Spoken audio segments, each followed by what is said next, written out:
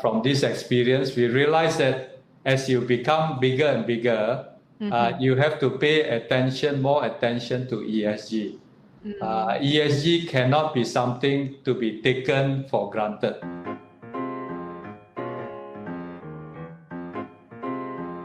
Good afternoon, everyone. Hello, MRPMA members. I'm Li Ping from First Wind Marketing. I will be the moderator for today. And also, good afternoon, Dato. Thank you to spend your time here with us.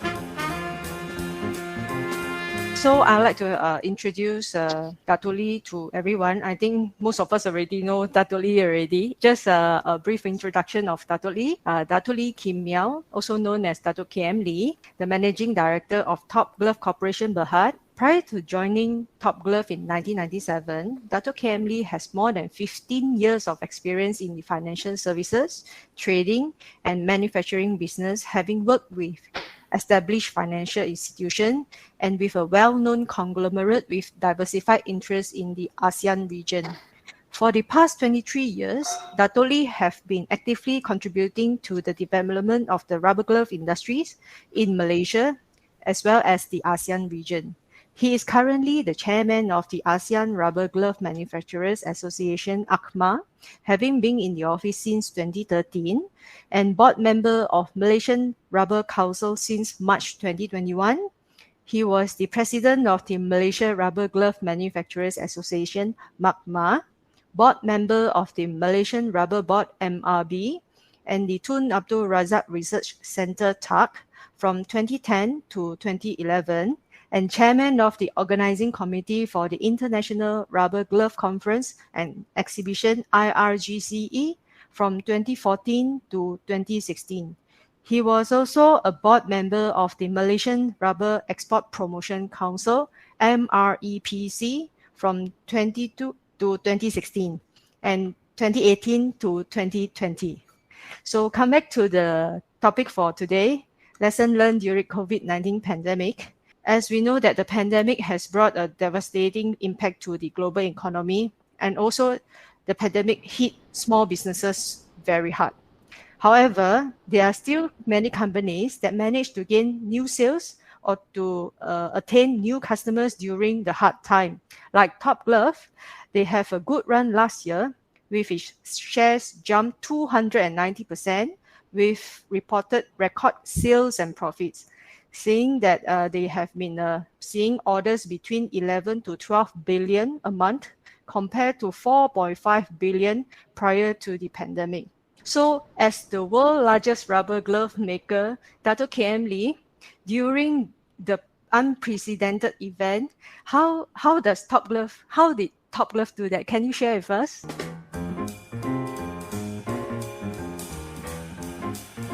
Thank you. A very good afternoon to all the MRPMA members. And I hope you have a good coffee break this afternoon. I'm happy to share our experience with everyone. In fact, being in the glove business has been something very fortunate for us because this was a time that gloves were very much in demand. We are glad that we had the capacity and the capability to meet up with the surge in demand, which this time happened to all over the world. In the past, if you look at events like SARS, H1N1, it was more restricted to certain regions, certain countries. But this time around, the demand came from virtually every corner of the world.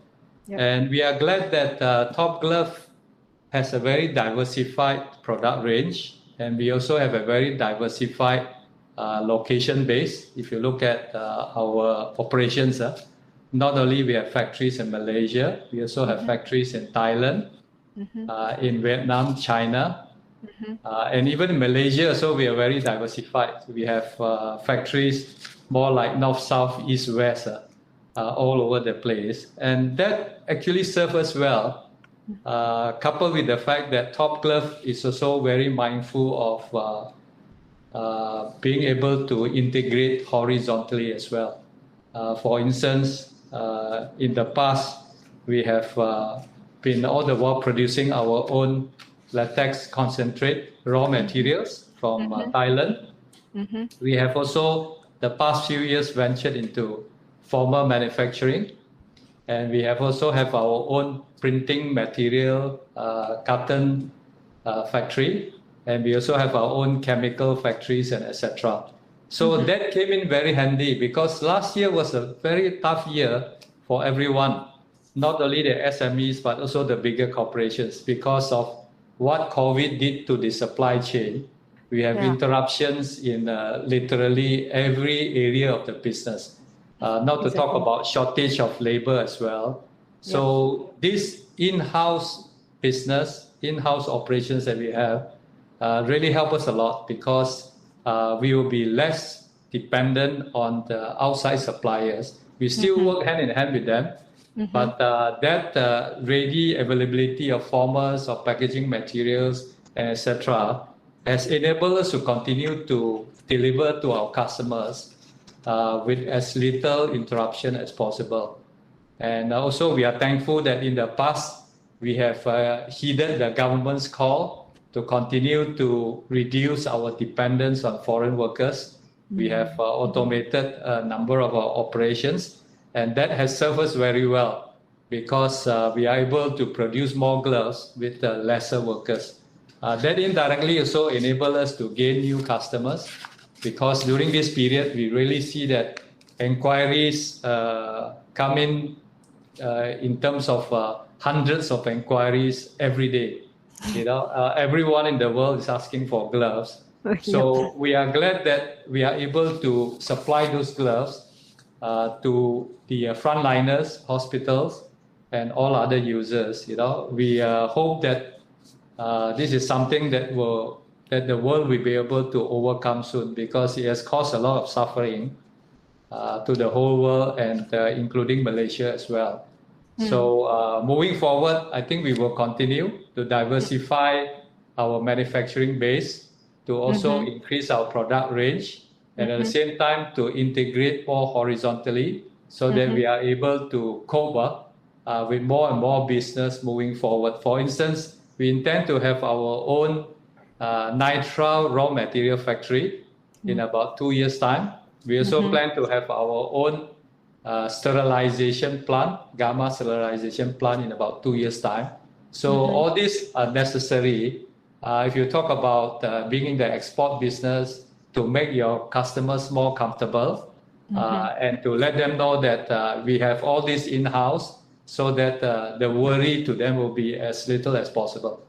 I see. Yeah, it also helps to build the customers' confidence in Top Glove. I mean, besides the business-wise, the pandemic has also changed our life from individual and also some business philosophy. The chairman of Top Glove, Dr. Lim Wee Chai, has instilled a unique employee-centric culture like 5 wells, 3 healths, and upholding good business ethics of honesty, integrity, and transparency. I think they have contributed to the Top Glove success stories. How did they impact Top Glove business journey for the past 12 months?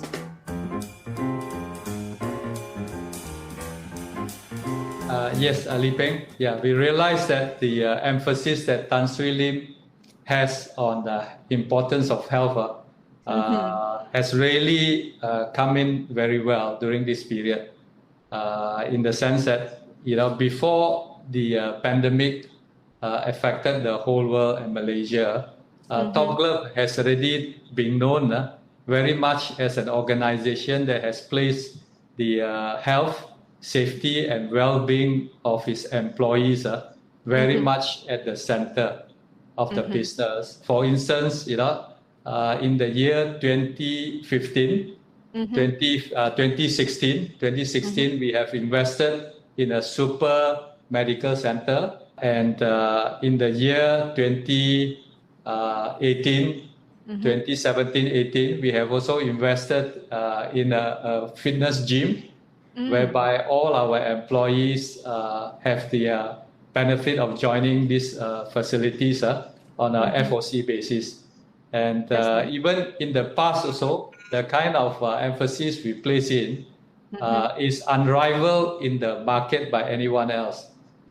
That's why on and off we have managed to win awards like the Healthiest Employer Award, the Best Working Place for Employees, and etc. So all this came in because of our emphasis on health. And in fact, you would not believe it that we have a total of 46 medical, fitness, and well-being professionals under the whole group, 46 of them, and comprising 32 of them in the medical side, comprising doctors, nurses, medical assistants, and even mental health counselors. So we have that, and we have personal fitness training instructors. We have 7 nutritionists that they do nothing but the whole day they look at ways on how to improve the employees' health. And that has been going on for a long, long time.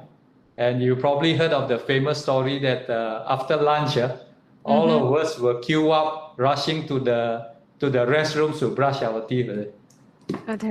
Because that is one of the 5 wells. There's one of the 5 wells that we have to look at. And in fact, recently, we have also reflected and look at how to connect the 3 wells, the three healths. We talk about firstly mental health, we talk about physical health, and we talk about financial health of the employees.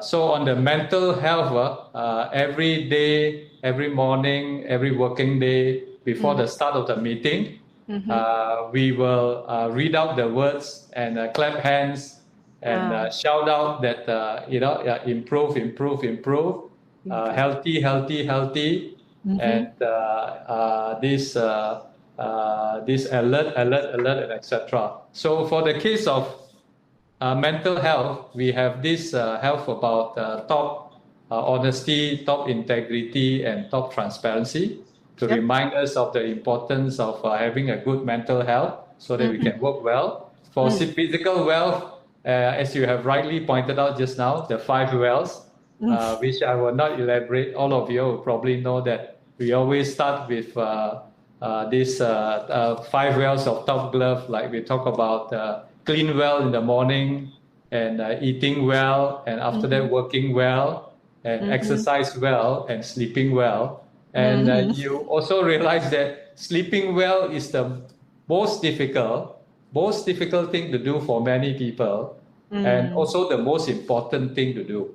So it's always good to fix the sleeping well, put it as a priority, first thing in your list, so that you can be good in the other wells. So very important. Then the financial wealth, recently we realized that we really need to do good ESG. Good ESG in order to have the financial health. The good ESG will be basically, we read out the words like top environment, top social, top governance. We clap hands, then we shout improve. And also because year 2021 is our ESG year. So all this comes in very well for us to have a very holistic way of looking at how we want to manage health together with our employees, to look at long term, because we realize that when we take a staff into our fold, we realize that we will be in a joint partnership with them for 30 years, 35 years, and later maybe if the retirement age is increased to 65, it could be 40 years of working partnership. So it's important that we take care of their needs, we take care of their health, so that they will appreciate it, their family will appreciate it, agreed. Their friends will appreciate it. So I think in this regard, this is where I think Top Glove will continue to emphasize a lot on programs. Like example, in 2019, we launched the Zero Harm Safety Program. And that takes us to ensure that the safety in all the factories in Klang are covered. And to do that, we had to open our super medical center 24 hours a day. And we have the 2 ambulances on standby so that if anything happened to our workers in any of the nearby client factories, we are able to quickly reach out to them and bring them to receive the necessary medical attention. And just recently, on the 10th of October, we have launched the mental health in conjunction with Mental Health Day on the 10th of October. So that is another milestone whereby we want to focus to help employees that might go through a difficult period during the COVID and they need counseling and etc. So we have 2 counselors. We have 2 counselors that their full-time is to help employees. Thank you, Dato Lee. As the market leader of the glove industry, and with Top Glove's dream to be the Fortune 500 company by year 2030, what is the lesson learned by Top Glove in terms of market strategies to continue to attract or retain the customers after the COVID pandemic? Because as we know that there are many players coming up for the past years, I mean in China and also Malaysia. What do you think of that? Yeah, Dato Lee.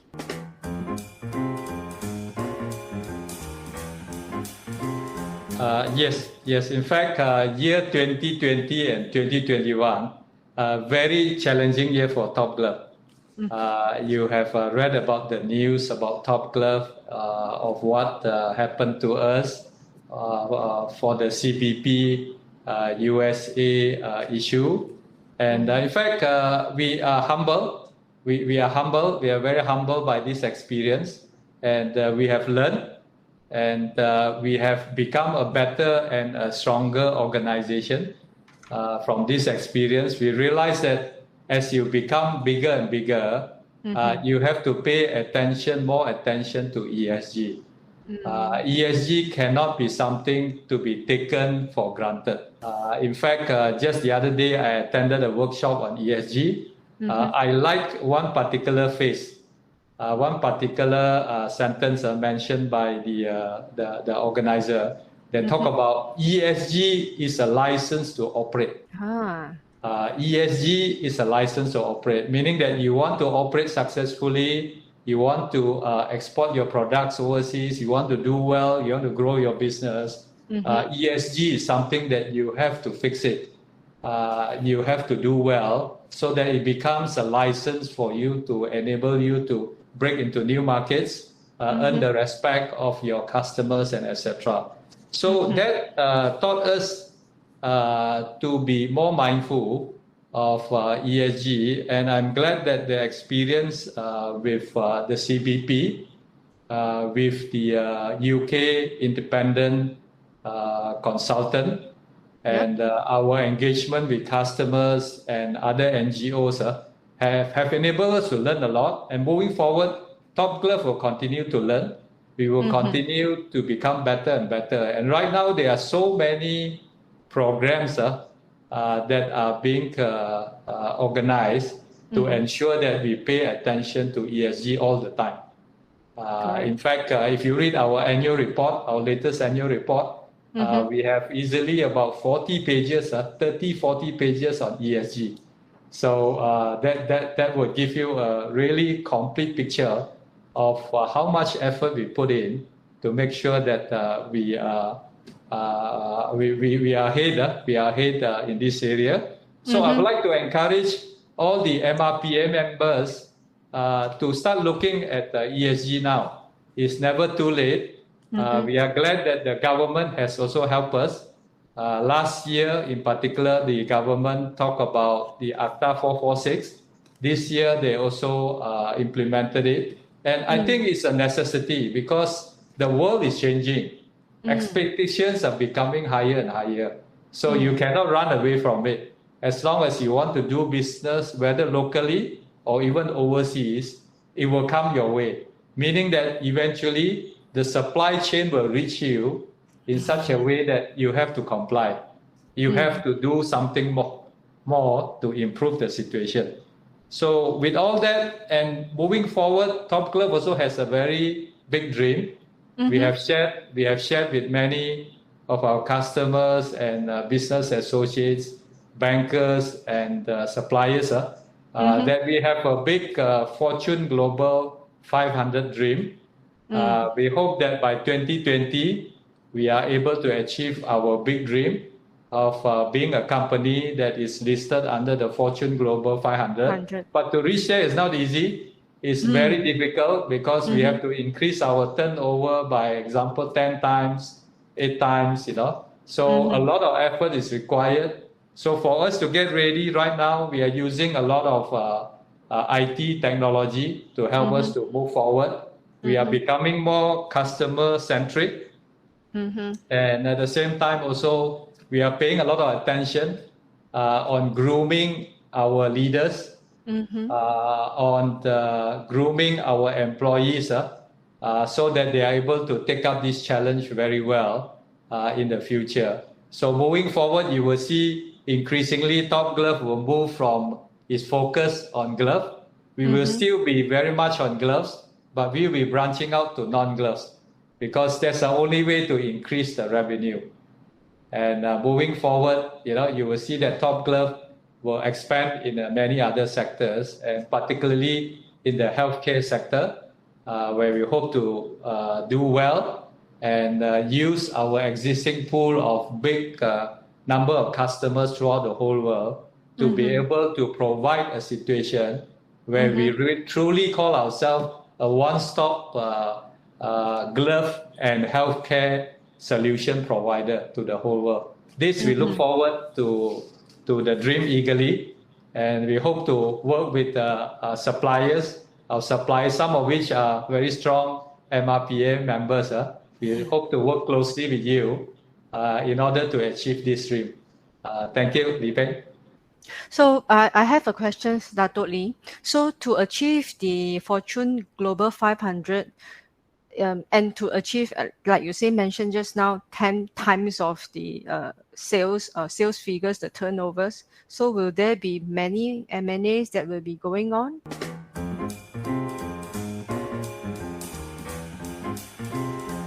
Yes, certainly. In fact, M&As have been going on all the while. In the past, Top Glove has acquired more than 10 companies in the past in Malaysia. And we foresee that the opportunity will always be there. Like in any industry, when the times are good, a lot of new players will jump onto the bandwagon.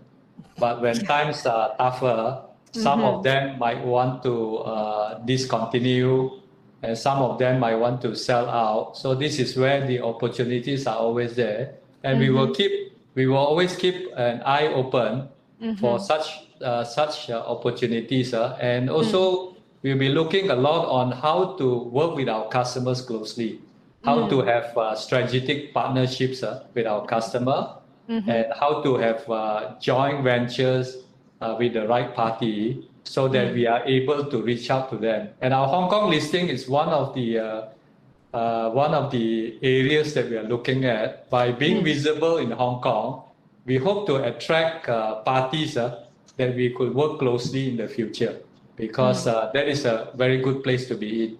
Can I have a question? Hi, Dato, Hi, how are you? Sure. You mentioned about the global overcapacity, and I just have this question now.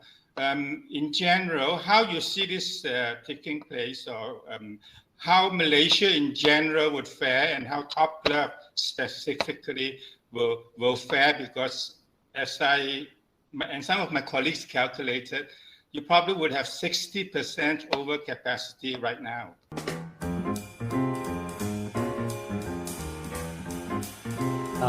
Good question, Mr. Pong. Yeah, I think the glove industry is a very dynamic industry. We have seen many cycles in the past 30 years of our existence. We have seen ups and downs. In the past, like in the early 90s, used to be about 250 companies. And before the pandemic, only left about 60. So we foresee that, like any other business, when the going is good, a lot of people will want to enter the industry. But when business is no good, people will also adjust. For instance, Top Glove also we have adjusted our expansion program because if the market shows signs of overcapacity, oversupply of gloves, we will slow down. But good thing is that in this industry, the demand is always there. And I always believe that every time when we have a health-related issue, for instance, previously during SARS, H1N1, bird flu, etc., the awareness level of the people in the world, the users and the governments of various countries will always be elevated. Elevated meaning that the usage will increase. Governments will think of passing even legislation to ensure that gloves are being used in food handling, like in some of the advanced countries. And then most of us also know that other than US, Europe, Japan, Korea, a lot of the other countries in the world do not use that many of gloves. The number of pieces, example, in China, India, could be 10 pieces of gloves per person. Compared to the USA, they could be using 250, 300 pieces of gloves per person in the country. So that is something promising. And I think that Malaysia, at the end of the day, will still emerge better, Mr. Pong, for the reason that Malaysia, our captains of the industry are very capable. And they are very dynamic, they are very enterprising, and they work very hard. Tan Sri Lim works 7 days a week, non-stop for 7 days, and work is his hobby.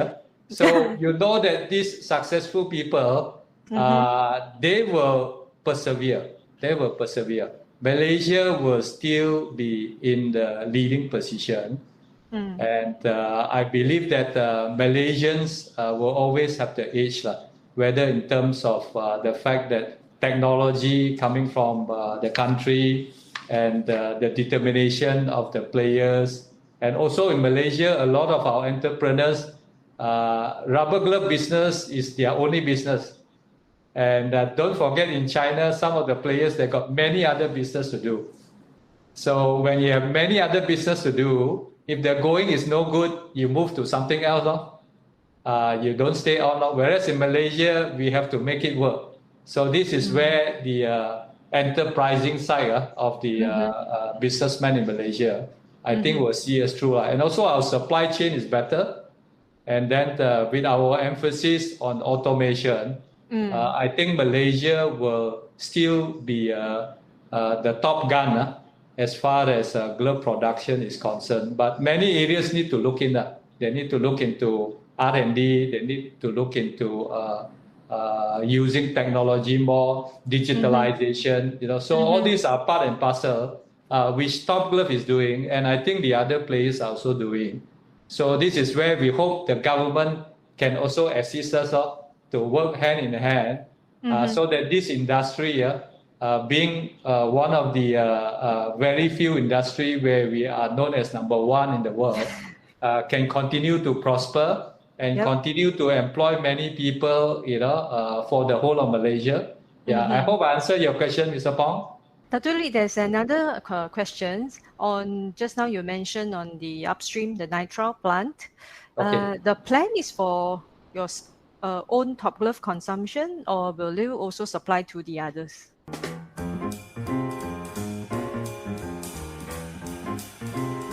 All for our own consumption. We have proven that from our latex concentrate factory in Thailand. For the past 15 years, 15 or 16 years that we have established those plants, up to today, they still supply about 60 to 70% of our needs, meaning that we still have 30% where we want to leave it for our suppliers to provide the raw materials to us. So likewise, the same thing for nitrile raw material. We will not be having a case of building a big plant and being able to be self-sufficient. We still want to buy from our local suppliers and buy from some overseas suppliers, because we believe the pie will get bigger and bigger. We believe that there is enough business for everyone. And over time also, research will come in that the use of nitrile will also apply to other areas. So we assure all our suppliers that the market is big enough and not to worry. Top Glove has ventured into this mainly because, like what you say, we want to assure our customers that what will happen if one day there's a shortage of raw material in the market. Where do they stand? So this is where, if we have our own plant, we can tell them not to worry. We have our own plant, so we will not be that affected that badly as compared with the others. So this is the one of the advantage that we stand out if you compare with other players. I think it's almost time already. With this, I would like to thank Dato KM Lee for your precious time and your generous sharing with us for MRPMA members. I would also like to thank MRPMA to organize these coffee break sessions for the members. And we have also, have an insights to Dato Lee's session. Before, I would like to end this session with a famous Warren Buffett quote. It says that it takes 20 years to build a reputation and 5 minutes to ruin it. If you think about that, you will do things differently. And yes. Very well said, Li Ping, very well said. Yeah. Thank you. Until our next coffee session in December, everybody please take care and stay safe and have a good evening ahead.